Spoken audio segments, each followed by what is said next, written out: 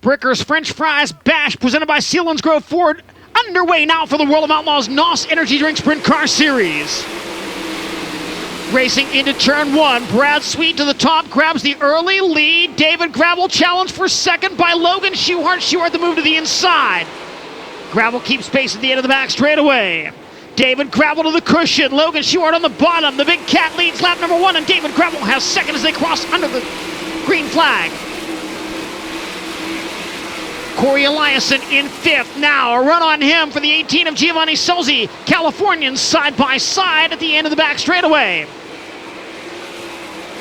Eliason slides up high, picks the front end off of the ground. 3 wide for the position out of turn 4. Giovanni Solzi, Dylan Norris.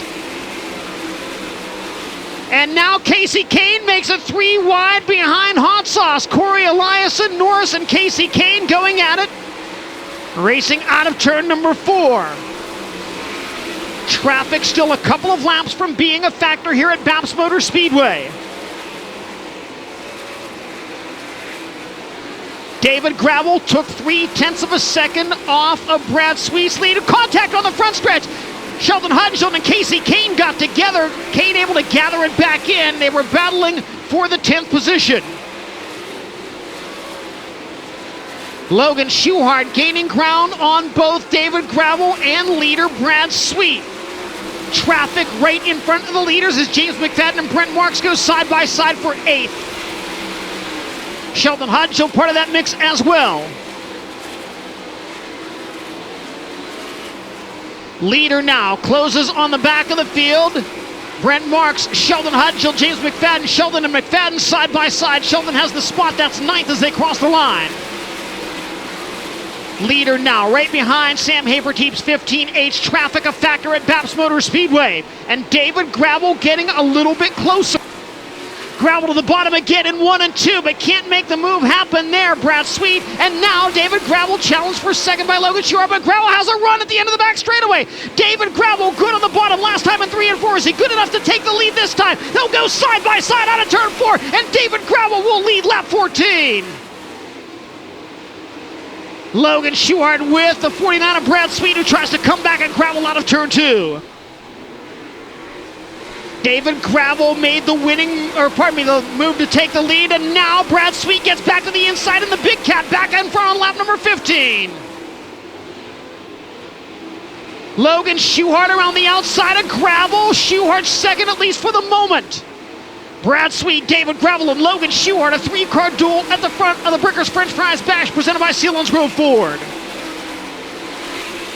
Gravel all over the 4-time and defending series champion. And Logan Schuhart certainly not out of it yet. Gravel around the top in 1 and 2 to reclaim the lead. David Gravel back in front of the back straightaway. Sweet back to the inside in 3 and 4. David Gravel off of the cushion. Gravel barely leads lap number 20.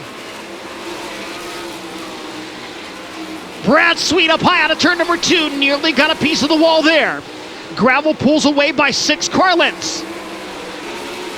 Brad Sweet trying not to let David Gravel get away from him and hoping for something here in the closing 3.5 laps.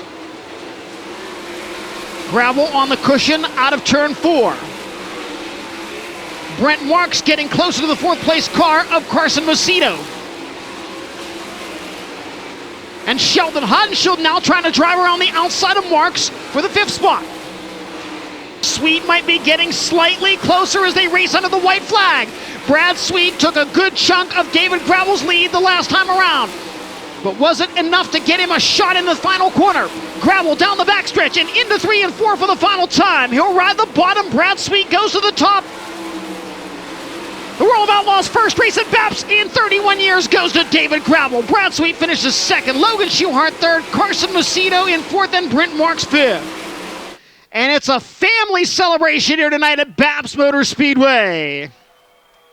Hats off to Colin and Scott, everybody here at this racetrack. They gave us a really good track. Yesterday I was skeptical. It was really greasy in those 2 lanes, and we got a lot of rain last night, and they gave us a really good racetrack today. Them, running the top down there really helped the track widen out, and then the curb built up and started getting real tricky in 3 and 4, and Man, I think they're about equal. Wherever the lap car wasn't, that's where I had to go. And Brad was pretty good too there. I was behind Freddie, and he was running the bottom, and then that one lap he went to the top in front of me. He gave Brad the lead back, and just happy to have a good enough car.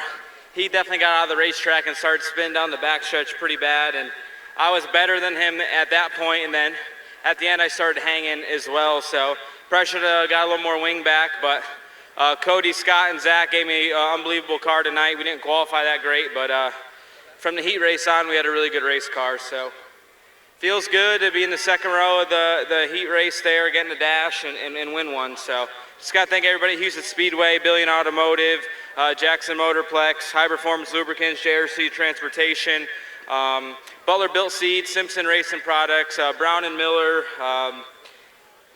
Berryman Shocks, Morrison Engines, Titan Wings. Couldn't do without those people. It's been a fun year, and it feels good to beat Brad when he starts on the pole. I'm sure I probably caught him off guard that the bottom was that good and got by him on the bottom. And then obviously the next lap when I passed him, he moved down and passed me back. So great racetrack.